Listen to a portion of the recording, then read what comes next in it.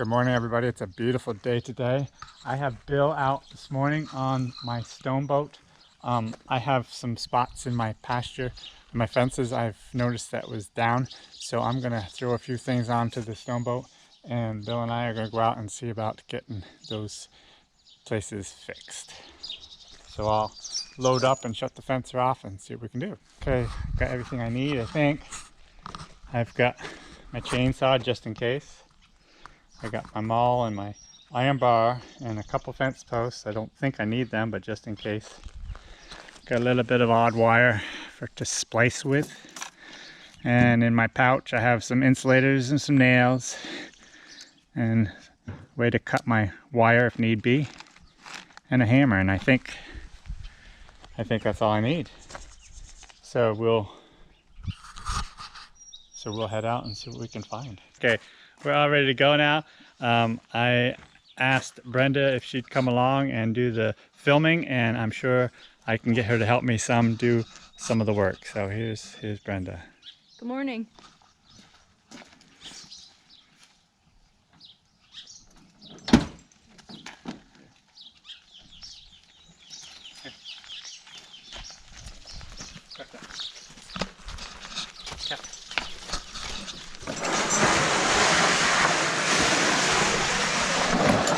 As you can see, we've gotten a lot of rain recently.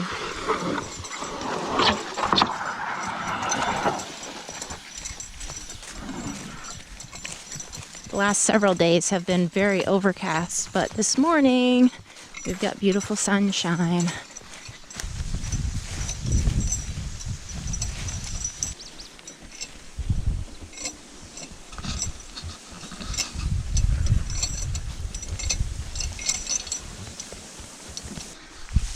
As you can see, the oats are starting to turn nicely. It's still gonna be another couple weeks before the Amish come in with their equipment, and like I said in that earlier video, we'll harvest these with the Amish. So that's gonna be kind of exciting. But it's still gonna be a couple weeks, but you can see they're definitely starting to turn. Moving too fast.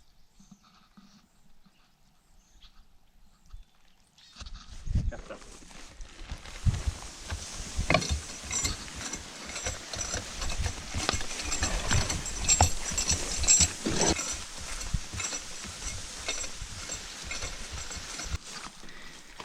Wow, this corn has really grown since I last saw it.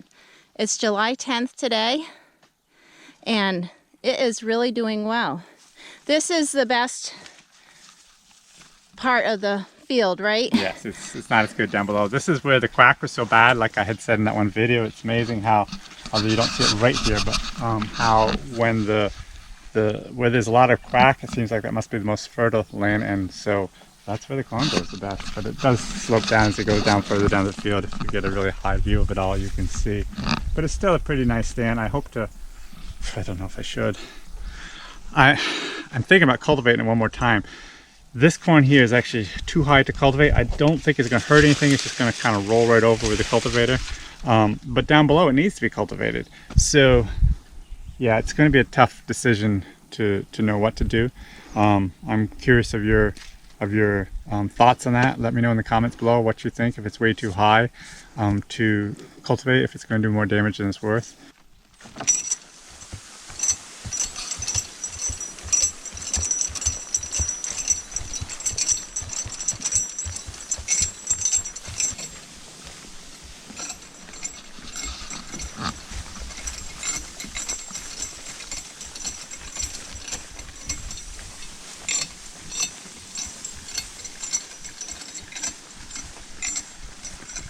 Blackberries are coming.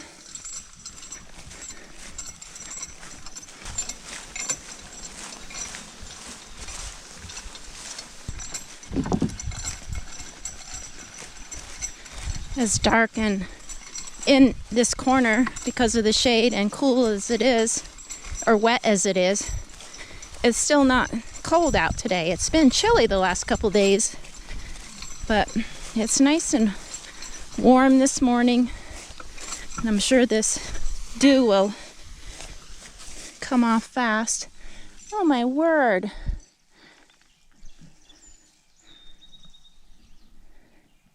I think they went right over this little butterfly. Poor little thing. He still seems, I think he's still alive a little. Maybe not. Yes. I thought he still is a little bit alive. We'll watch and see if he survives. Okay. There you go, little buddy. He's still alive. Beautiful. Show how my second cutting's coming along. After that. Yes, this is looking really nice. Second cutting. Will Jim get to it and cut it again? Oh. That remains to be seen. Do you think so? I'm telling you, oh, definitely, I'll cut this again. So often this is what happens. We get this nice stretch of weather in early June, so we get a whole bunch of first cutting done, but not all of it. And we have several weeks of rainy weather. And so now we have still a lot of first cutting to go, which is going to be late, of course. But before we get that done, it's very possible this is going to be really needing to be cut. And so we're going to be pulled between coming back up here and cutting second cutting and still finishing up the first cutting. Now there's, of course, the old saying with the first cutting, we'll cut the first and second together because the undergrowth comes in and it's still good feed. So we just have to, like I said many times before, just keep plugging away at it, and we'll get it done one way or another. I cuffed up.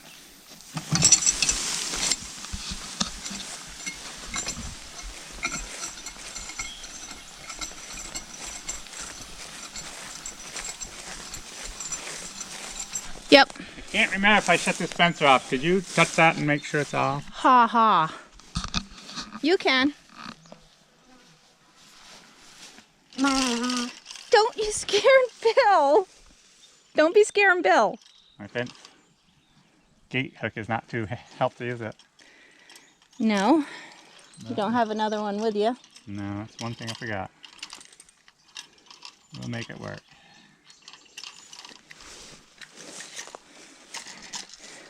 Even a little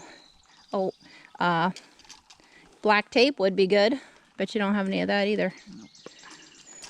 Okay, good.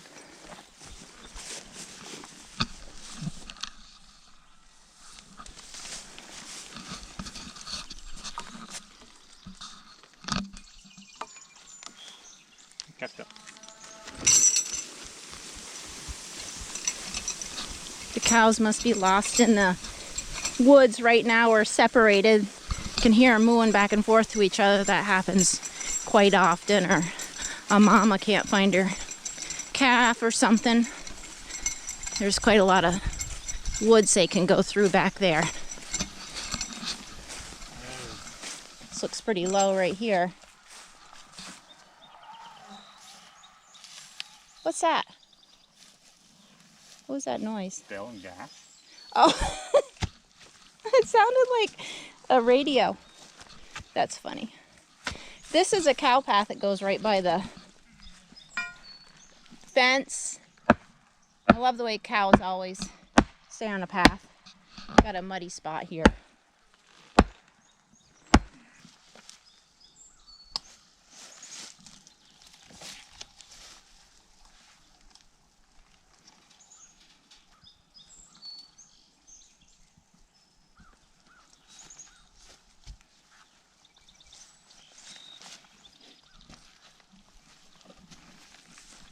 Okay.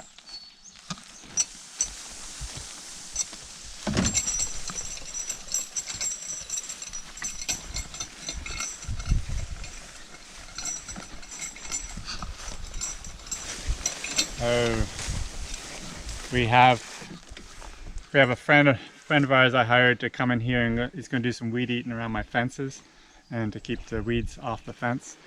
This is a stretch I actually clipped a little bit with the horses earlier, but we're going to be going into a section that has not been touched, and there's a lot of weeds there. There's a possibility I can get to clipping it with the horses, at least some of it, before he comes. If not, he's going to have a lot more work to do. But it's just important to keep the weeds off the fencer so that it doesn't ground it out and keeps it nice and hot. Tough stuff. Especially when you have calves, because if they touch the fence and it doesn't give them a little zap, they don't respect the fence, and then they're getting out all the time. And if you teach them at a very young age it's good for life. They just don't bother it generally the rest of their lives. Yeah, a couple years ago, it didn't work out that way, and we had a couple calves that just kept getting out constantly. It was really, really annoying. So it's really good in the spring to have hot fences.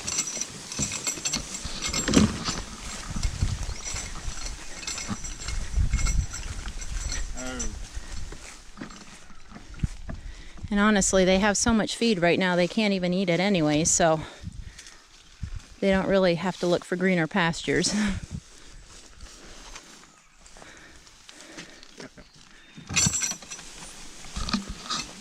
And we are thankful for that.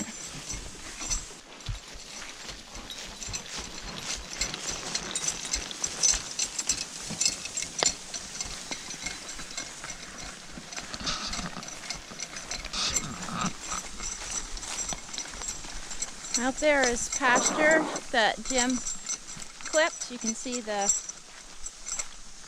hay that was left over. And the new growth will come through better now.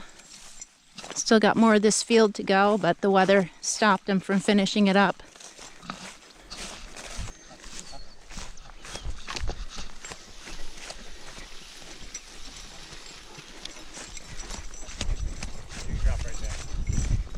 We're coming back this way?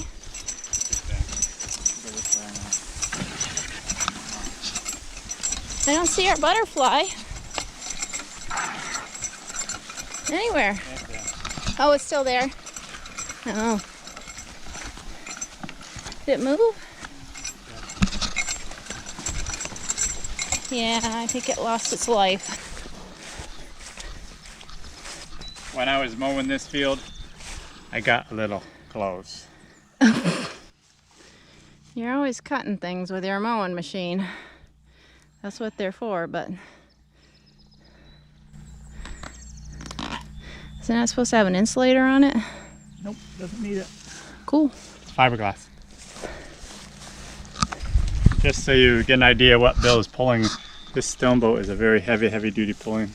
This is a stone boat we use for horse pulls actually. And it's very thick and heavy.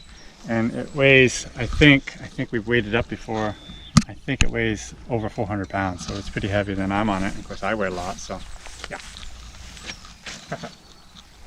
No comments on this?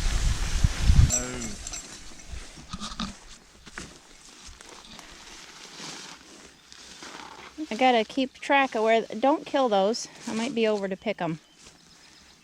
I don't know if they're gonna mount to anything, but there's plenty around. I guess I can. But they are loaded. If we get the rain, we're good. We got the rain. If it stays moist for a little longer till they ripen. Maybe I'll make you a pie. Oh.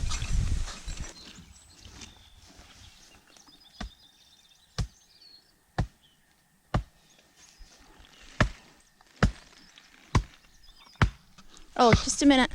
Billy. Ho. Oh, nasty.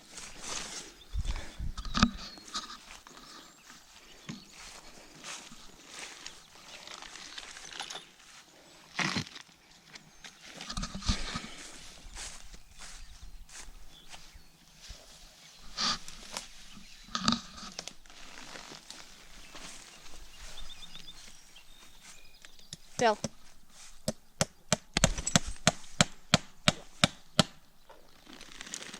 Sorry, I'm just trying to help.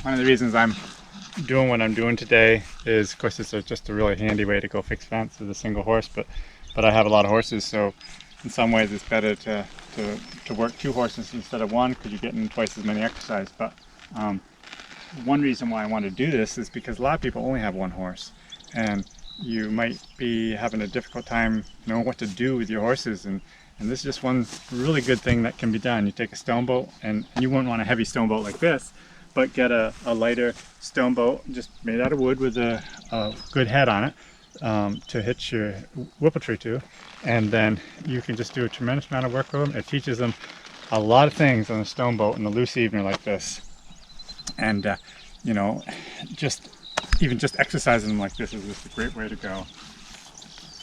One thing I do want to warn people about, because you have seen in my videos quite a bit of me just dropping my lines and my horses are standing still and they don't move, and that's great, and this is something that you can work towards, but this is something that comes from a long period of time of training and working. So I just don't want people to see me doing this and then think that they can do this with their horses, because they or their horses may not be anywhere near the stage to be able to let them just stand here unsupervised. And I just want to caution that so much with whether it's a single horse or a team, whatever. Make darn sure you really know your horses before you even attempt to do some of the things that I'm doing. In a lot of ways, I hate to even show it, but I want to show what's real and what I do on a daily basis. So, and this is what I do. So, but I'm just cautioning you. Cap that.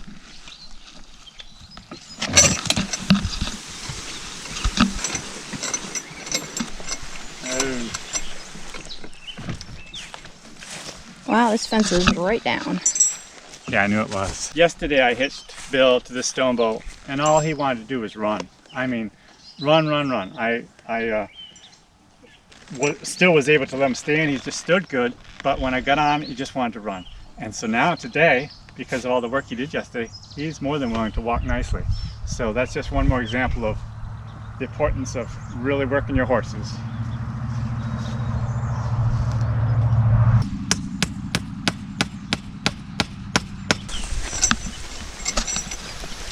Oh.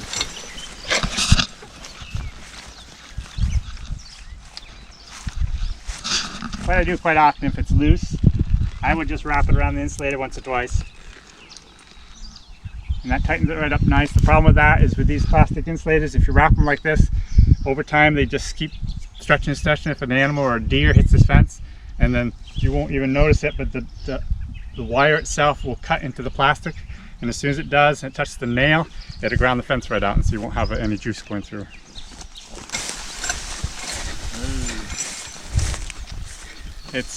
It's really hard to believe, but it's been going on 3 weeks now, I think, since I cut this around this field where we're standing, and that nice beautiful hay is still standing there because we've had absolutely no weather to dry it, but hopefully soon.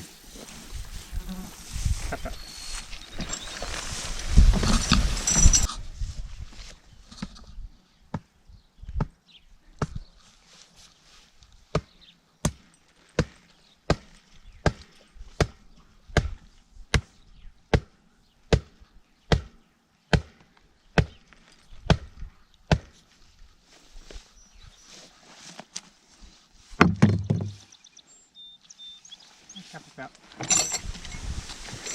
Okay, we're all done. I'll put my stuff away. I wanted to talk a little bit about some of the comments I've been getting, and I'd have to say, you know, the bulk of the comments are really, really good, and I appreciate them. It gives me encouragement to continue doing what I'm doing. But I do get some comments that are pretty, in my opinion, on the rude side. But I had a comment recently about somebody saying how lazy I was, and how when I was working the colts and their feet, I should have spent a lot more time trimming their feet before I started tackling trimming them. And I guess there's some truth to that. But I do think some days I am lazy. But overall, I do have a lot of work to do, so I just can't do it all, you know, perfect. But anyways, I think I'm gonna. One thing she said, what did she say? Something like, why don't you go put your feet up and have another cup of coffee, you old man? And so I think that's just what I'm going to do right now, because it's coffee break time. Have a great day.